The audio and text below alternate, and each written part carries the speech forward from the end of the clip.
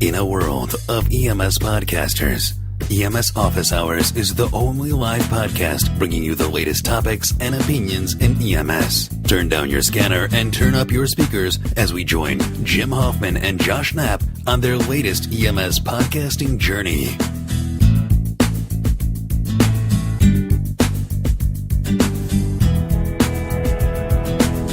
Hey, Jim Hoffman here for EMS Office Hours. This is the usual podcast. Do me a favor, guys. I'm asking early today, but after the show, go visit the iTunes page. Like this, review it. 1 star is alright. 5 stars, of course, is really, really cool. Appreciate it. It does a lot for the rankings and helps get the show out there to more listeners. And of course, that's my ultimate goal, right? So do me a favor and do that if you find any value, if it entertains you at all, or at least share it with one other EMS pro that you know of that might like the show. All right, guys, today I want to talk a little bit about getting stuck in that EMS pipeline. So you might be wondering what that is, or maybe you've even heard of this type of analogy before, but in life, right, we all are always put into these pipelines, whether you're in school, grade school, high school, college, even if you go into the military, right? There's this whole thing of being in that pipeline where you go in at one point and you expect it yourself to come out on the other side, right? So you go into high school, as a freshman, or going to college as a freshman, and you want to come out a senior, right? You want to come out graduating. And the same is really true when it comes to the workplace, right? You start out one place and you kind of expect to be climbing a ladder and come out on the other side. Now, the EMS, I look at it as 2 pipelines, even 3 pipelines, right? You become an EMT, right? You go into paramedic school. You expect to come out of paramedic school a paramedic, right? And the 3rd pipeline would be getting that paramedic job. And then this is where most of us get stuck, because there's not really a lot of ways to get out of it, right? So your pipeline as a paramedic at an agency someplace often is maybe a retirement after 25 years, right? Depending on what type of an organization or what type of EMS agency you're working for, right? But that pipeline can be also where there isn't a lot of room for advancement. There isn't a career ladder, right, where you become a lieutenant, a captain, and a chief or whatever. And oftentimes there's not even an agency where there's 25 years. So even if you became a paramedic and stayed a paramedic, there's not a 25-year mark where you get out of that pipeline. And actually, if you think about it, all of these things could be even a 4th pipeline where it's your entire EMS career, where you're starting out as an EMT or going to EMT school, being a volunteer maybe, right? Going to paramedic school, becoming a paid paramedic, and then actually your job or jobs as you're a paramedic. So a lot of us get stuck in that last section, right? That last part of where we don't see a light at the end of the tunnel. We're not quite sure where we're coming out of this paramedic career pipeline. And it can be frustrating. It can be challenging to us as professionals and as EMS providers to sort of embrace the job for what it is, knowing that there might not be an end to it, right? And this is why I always encourage people and try to tell people that it's important to know your job and to do your job, but at the same time to prepare yourself at all times for opportunities. And by doing this, when an opportunity comes up, maybe your agency or another agency or another sort of place where paramedics are being hired nowadays, like in emergency rooms, right? Community paramedicine, flight medics, stuff like that. You can at least be prepared to capitalize on that opportunity. If you get into the pipeline and you just keep doing the same thing, being that paramedic on the truck, and there's no really way for you to get out of that pipeline, like a retirement or some sort of a career ladder within that agency, you need to look for those opportunities to sort of branch off of that pipeline into another one to help yourself grow, right? And for some people, that growth could even be out of EMS. I've seen a lot of people who've been paramedics that have gone into sales of other paramedic equipment or paramedic supplies. I've seen people who've been paramedics who have gone into selling software that help paramedics. Okay? So it doesn't have to necessarily be in the patient care realm, but it can be within the medical EMS related field. And by preparing yourself for those opportunities, you'll be ready to grab one. And part of that is, of course, I'm going to say it because you've listened to this show before, I think. Part of that is always increasing your education, building your knowledge base, getting different certificates,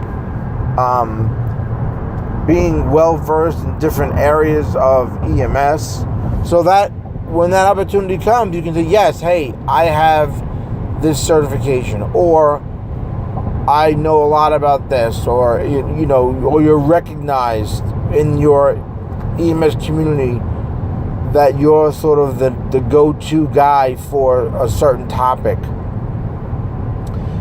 So, and I know this is hard because you don't know sometimes what opportunity is going to pop up or where your path might be leading within that pipeline, right?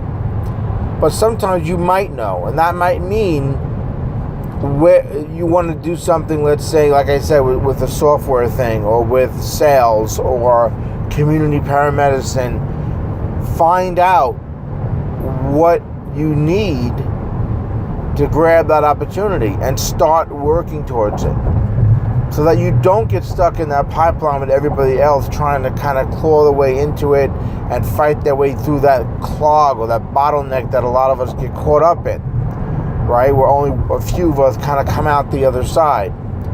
So it's a big challenge, guys, and a lot of people end up giving up on the challenge, and before you know it, you're an older provider that doesn't have a lot of options, right? The back is giving out. You're tired of a lot of the BS calls, and you're not quite sure where you're coming out in that pipeline or if there's a way out. So don't get stuck like that. Don't be the one that goes from agency to agency looking for the better deal and it's not offering you any growth. Or don't be the one that never looks for those opportunities that starts building their own sort of cash, their own sort of background to be able to capitalize on stuff. And you might feel at times, guys, that building that knowledge base and becoming a better provider, okay, that is actually the start of it all, right? That's the beginning of it all. But it's necessary. right? Because you want to be known as a good provider. EMS is a small community and people talk, okay? And you might think that's not the case, but I'm telling you, after 26 or something years of doing this job, I know people talk. So you want to be known as a paramedic that is a good clinician, that knows what's going on, that is always seem to be seeking knowledge and adjusting their care and their treatment based on, what's happening in the industry, right? And that's going to help you as well when it comes to grabbing those opportunities that might pop up. And that opportunity might just be getting a better job someplace. That could be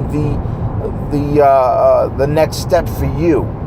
But if you find yourself that's all you're doing, I think you should take a step back and say, okay, where am I in this pipeline? I seem to be kind of just making lateral moves here. I'm not moving forward. I'm not growing, right? So it's all sort of it kind of winds up where you're going to have to, as an individual, step back and try to decide where you want to be, okay, and how you're going to get there, and what do you have already that you can use to do that, right? And then start building on getting the things you need to get where you want to go, right? If you say, hey, listen, this job isn't for me, or I can't see myself doing this job another 20 years, then start looking for another avenue. It's not that I'm trying to kick you out of EMS.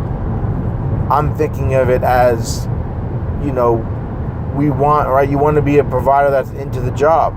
When it gets to that point where you don't want to do it anymore, or you feel like you're not going anywhere, it's going to affect your performance. It's going to affect the patients you take care of, your partners, your agency as a whole even, right? You're a reflection of that. So you want to go ahead but mostly, of course, you want to go ahead and do what's right for you as an individual. So just some stuff to think about. This is the type of show and sort of topic that there's no real answer.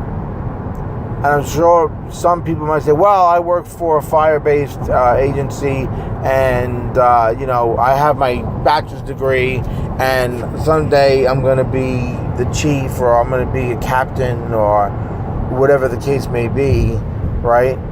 But you have to keep in mind that if that's your goal, that's great.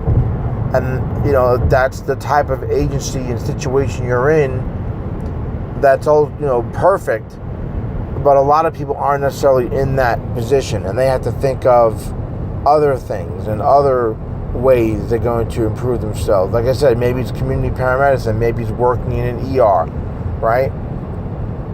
Now, on the flip side of that too is that idea that, you trying to climb that ladder at an agency that's fire-based where there's those lieutenant jobs and captain jobs and stuff like that.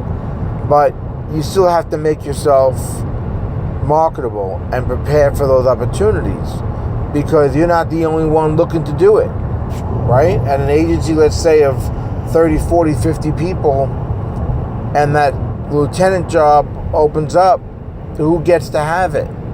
How do they get to have it? Is it a test? Is it based on an interview? Is it based on performance? Is it all of it, right? Where do they start and who makes those decisions?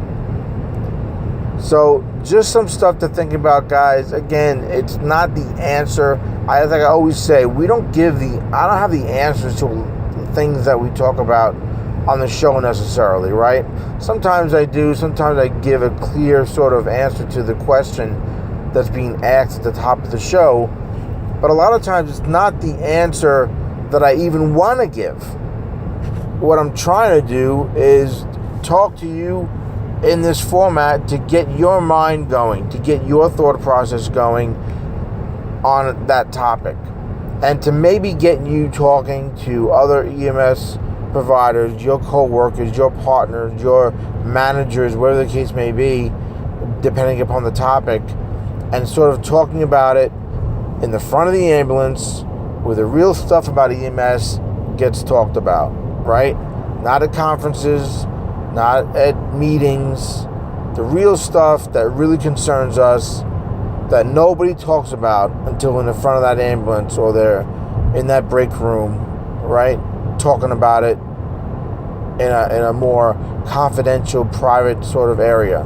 So I encourage you to do that, guys. I encourage you to seek out that knowledge, to build your knowledge base, and think about how to make yourself more marketable for those opportunities that might pop up. And get out of that pipeline, right? Get out of that pipeline or get into another pipeline, right? So don't get stuck inside of it, all right?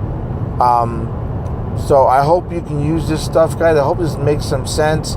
I hope it maybe kind of put a little light bulb off in your head, and that you'll start kind of reevaluating your situation and where you sit in the grand EMS world, right?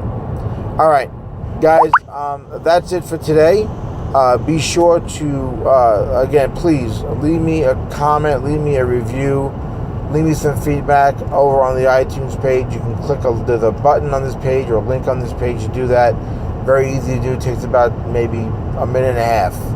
All right, I really appreciate it. And as always, any questions, comments, send them over to me.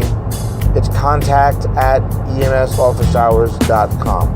Until next time, guys, as always, I am Jim Hoffman for EMS Office Hours. Stay safe.